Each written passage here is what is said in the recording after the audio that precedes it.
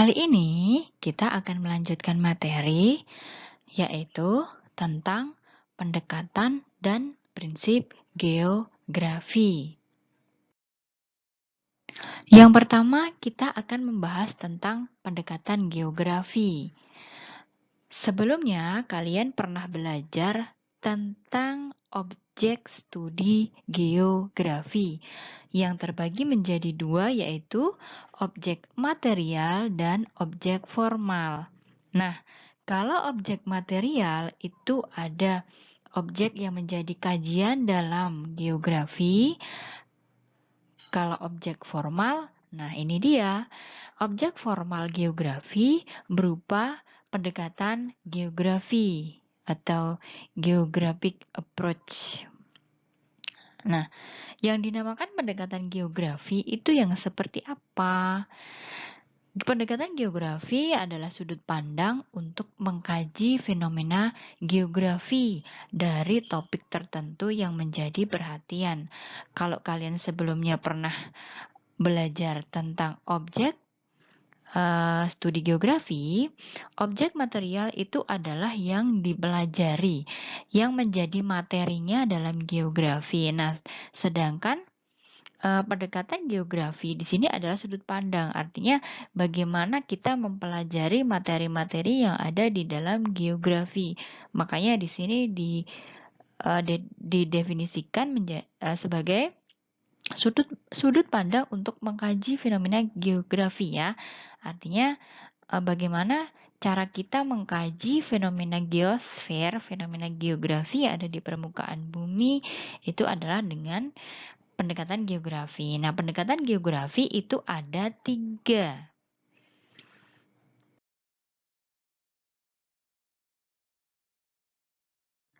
Yang pertama adalah pendekatan keruangan atau pendekatan spasial. Space itu ruang, keruangan ya. Saya beri contoh di sini. Ada fenomena kebakaran hutan sering terjadi di Indonesia, terutama ketika musim kemarau cukup panjang. Kalau kalian perhatikan di sini, kata kuncinya adalah fenomena ini terjadi pada satu ruang atau satu space. Ruangnya di mana? Di Indonesia. Fenomenanya adalah kebakaran hutan. Penyebabnya ada fenomena musim kemarau. Ingat ya, kata kuncinya pendekatan keruangan. Di sini terjadi satu fenomena dalam satu ruang atau satu space. Berikutnya adalah pendekatan ke lingkungan atau di sini saya beri satu contoh masih kebakaran hutan ya.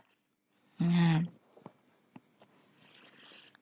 pada pendekatan ke lingkungan, di sini contohnya kebakaran hutan di Indonesia selain dipicu oleh faktor iklim serta jenis tanah juga dipengaruhi oleh aktivitas manusia.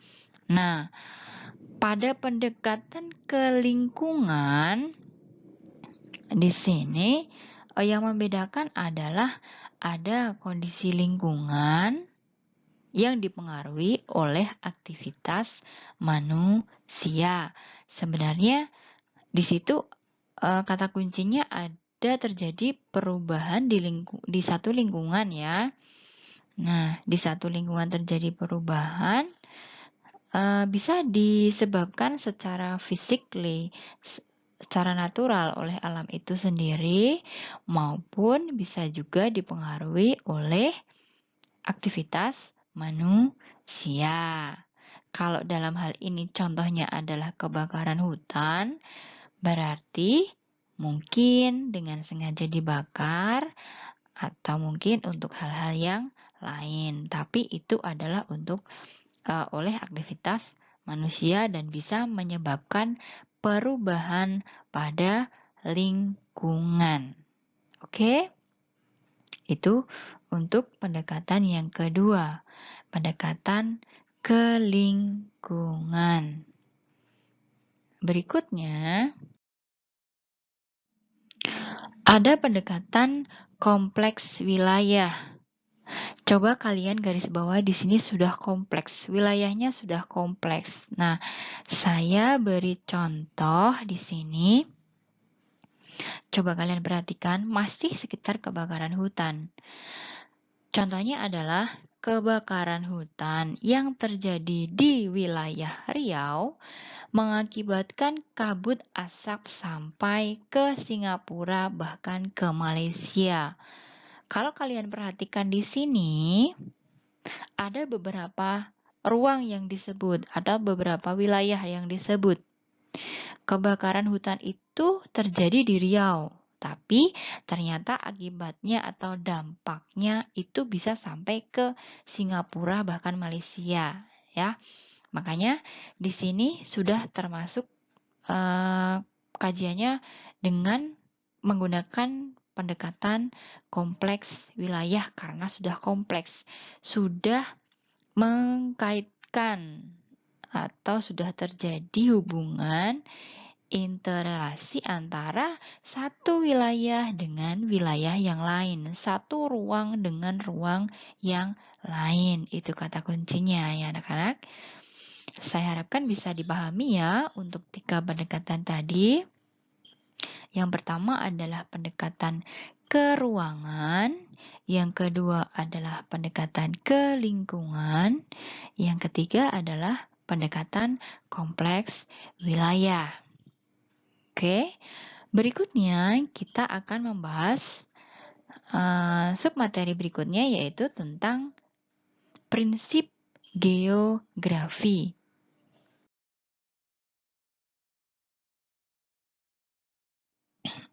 Prinsip geografi ada 4. Yang pertama adalah prinsip persebaran.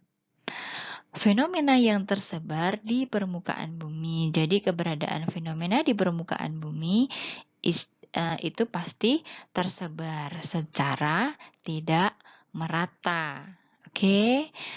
Berikutnya adalah ada prinsip interrelasi. Ketika ada interrelasi, pasti ada hubungan antara fenomena yang satu dengan fenomena yang lainnya. Yang berikutnya adalah prinsip deskripsi. Kalian pasti sudah mengenal tentang deskripsi ya. Deskripsi itu adalah penjelasan. Di sini berarti menyajikan fenomena geosfer dalam bentuk deskripsi atau penjelasan, baik dalam bentuk peta, gambar, grafik, tabel, maupun diagram. Yang terakhir adalah prinsip korologi, di mana prinsip korologi ini memadukan antara prinsip pertama yaitu persebaran, kemudian interrelasinya sampai dengan deskripsi dengan lengkap. Artinya berarti prinsip korologi di sini adalah mencakup ketiga prinsip di atas.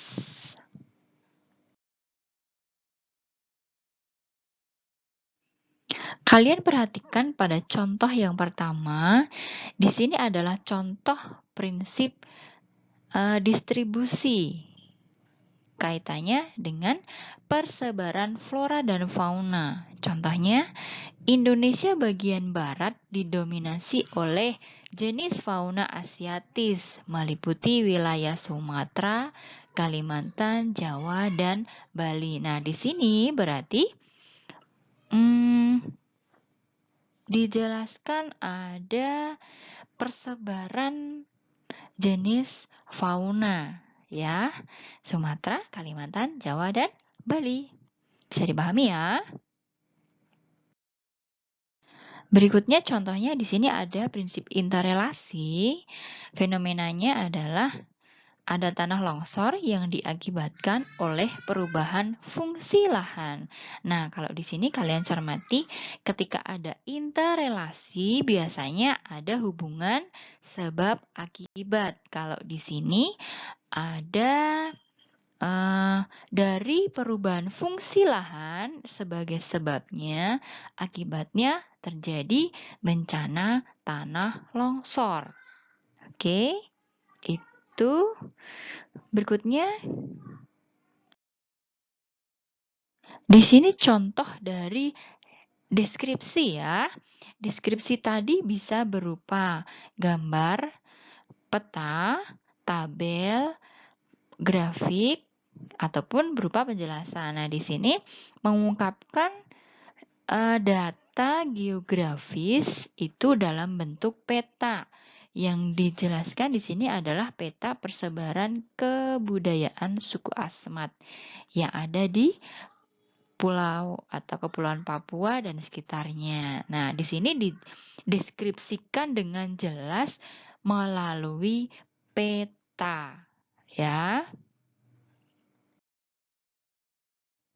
Yang terakhir, prinsip korologi. Korologi tadi berarti sudah mencakup dari distribusi, interrelasi sampai dengan deskripsinya. Maka di sini untuk contohnya adalah ketika misal menganalisis permasalahan hujan. Jika kita mengungkapkan fakta secara korologis tentang permasalahan hujan, berarti harus ada kajian atau penjelasan dari persebaran curah hujannya, kemudian penyebabnya itu kenapa, sampai dengan dampak yang ditimbulkan dari misalkan curah hujan yang tinggi di suatu wilayah, ya. Jadi semuanya sudah ada penjelasan. Kalau tadi deskripsi itu adalah mengungkapkan penjelasan bisa berupa gambar, peta, tabel, dan sebagainya. Nah, kalau korologi berarti sudah ada persebarannya bagaimana, penyebabnya apa, fenomena tersebut, kemudian data-datanya, dampak yang terkena sampai dengan mungkin ada kerugian atau kerusakan fisik maupun sosial ya. Nah, di situ dijelaskan secara gamblang, berarti sudah termasuk korologi. Bisa dipahami ya anak-anak? Nah, untuk pendekatan dan prinsip ini, pendekatan tadi ada 3, ke ruangan, ke lingkungan, dan kompleks wilayah. Kemudian prinsip geografi ada 4 dari persebaran, interrelasi, deskripsi, sampai dengan korologi. Semoga saja bisa lebih dipahami. Untuk materi kali ini saya cukupkan sekian. Semoga materinya bermanfaat. Selamat belajar. Terima kasih.